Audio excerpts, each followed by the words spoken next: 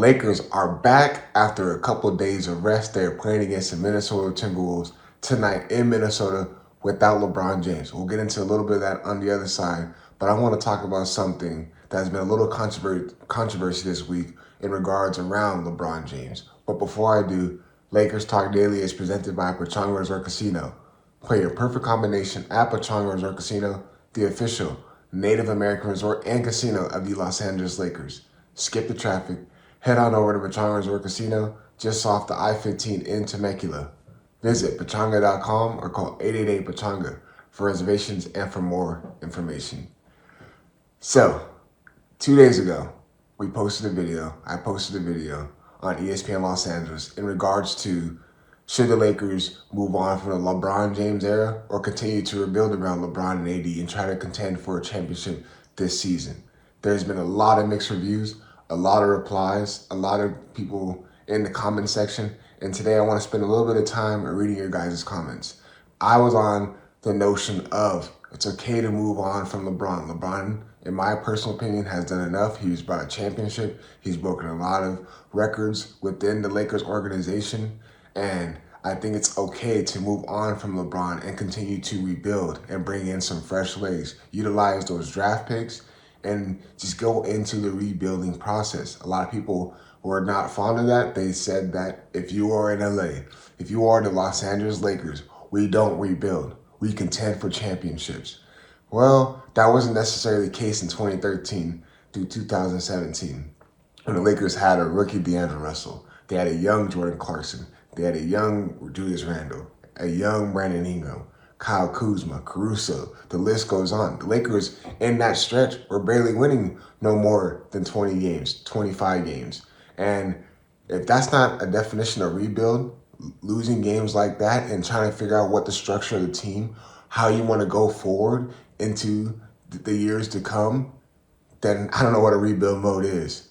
The Lakers had all those young guys and they utilized them in the draft picks because their records were so bad. They were able to get into a lottery, be able to get into the top 5 draft picks and continue to rebuild around young rising stars.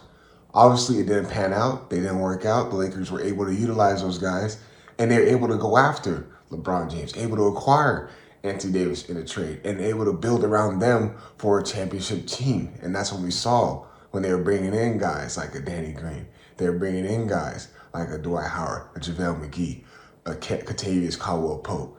The list goes on. And there's a lot more others that were able to build around LeBron James and Anthony Davis, and that's why they were a contending championship team. But in the YouTube chat, Greg Pollard, shout out to Greg Pollard. We are not an organization or a fan base that can go through a full rebuild similar to our post-Lake Show era, which lasted 4 to 5 years, and it was only our rebuilding era in current franchise history.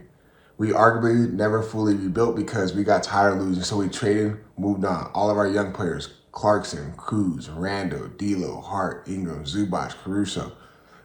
As I just mentioned, we utilized those guys. We acquired all of them in the drafts. The Lakers were able to get into the lottery and be able to utilize those guys to create a championship contending team. So shout out to you, Greg Pollard. And then more comments in the YouTube chat. Mesa says, trade LeBron and AD and let's rebuild. Let's rebuild. Let's do it right now. It's okay. See, people are worried that Lakers fans are not ready to go into a rebuild mode. They're worried that they only worried about championships. My point is, it's okay to go in a rebuilding mode to figure out what you want to do going forward.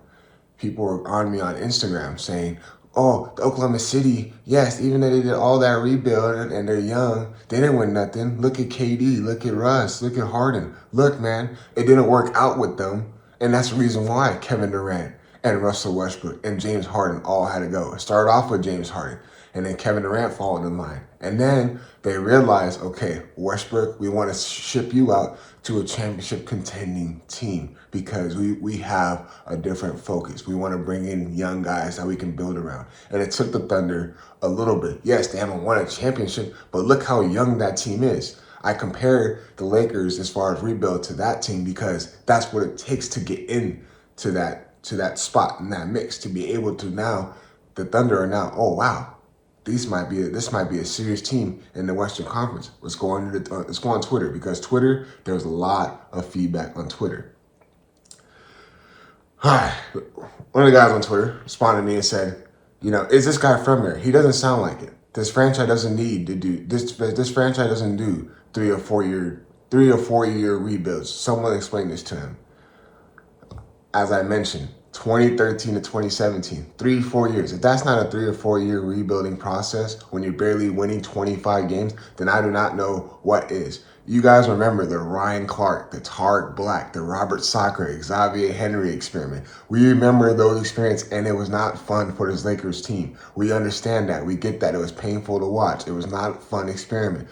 But in order for the Lakers to have success in the future, they had to go through that process. And you know what? A lot of people were complaining then, and then when we got to that championship contending level, when we went and won that bubble ring, no one was complaining then. No one was complaining then. I mean, there's a lot of just, I understand the frustration. I understand where Lakers fans are coming from. But then you got other people. It was time last season. Anthony Davis too. They're doing both a disservice. Absolutely. Take Bronny with them. I mean, the list goes on and on. You reload around AD. Bron needs to take a co-star role this year and retire next year. Don't know if LeBron is one of those to consider the co-star role. He tries to get Anthony Davis in that co-star role. He tried to be a co-star along Anthony Davis. And a lot of people have been saying in their replies, hey, let's rebuild around AD. I'm for that. I'm for rebuilding around Anthony Davis. But is Anthony Davis ready to get rebuilt around himself? He has the keys to be successful. He has the skill set, the athleticism to have the rebuild around him. But he's got to be wanting to have that. He's got to want to have that drive and be a leader, be a vocal leader for this Lakers team if you want to see a rebuild around him. We'll get into a little bit more of this, but before I do, I'll let my partners at Pechanga give you guys a quick word. At Pechanga Resort Casino, you can rock and roll, sip and slide, twist and shout. Play your perfect combination at Pechanga Resort Casino, official Indian gaming sponsor of the Lakers. As I mentioned before, we were in the comment section on Twitter, YouTube, Instagram, reading replies and responses to my statement that the Lakers needed to move on from the LeBron James era. I want to read one more that I found really interesting. This shout out my guy Obi-Wan. Of course, all these people who want to keep him just want to prolong the inevitable. All this version of LeBron is making us contenders. We still have 80 for however long. It's time, man. It's time to rebuild. You got to be okay with being able to see the future. You have to be okay with seeing the future. I get it.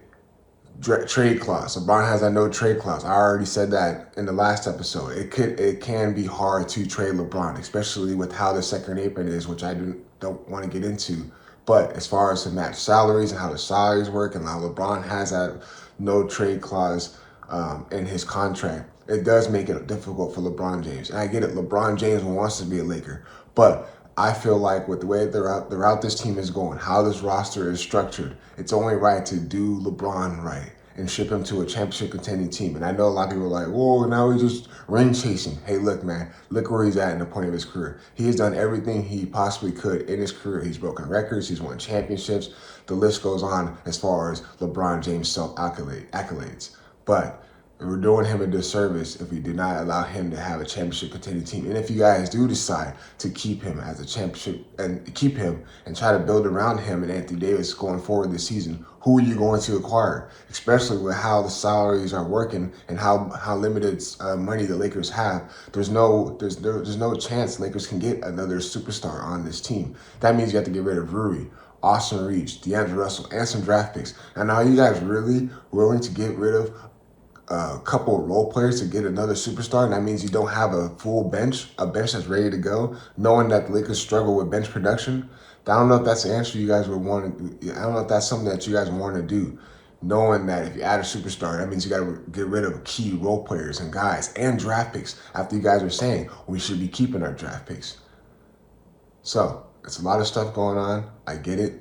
This is a tough conversation to have. It's something that doesn't want to be heard, especially knowing how the Lakers organization and franchise is. But If you want to see the light, you got to think about the process of seeing in the future, because a lot of other teams had to do that in order to get success, in order to see the light at the end. Lakers are taking on the Minnesota Timberwolves tonight. No LeBron James. I got 3 keys for tonight's game, especially without LeBron James playing. Get back in transition defense. Limit the Minnesota Timberwolves in transition. Limit them to second chance opportunities. Crash the old boards and limit them to second chance opportunities.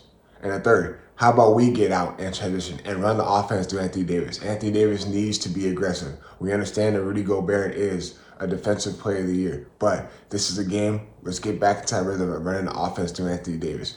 We need the other guys to step up. Get out and run. Get out and run. Don't settle for threes. If the three-point shot is not falling, get in the paint and score.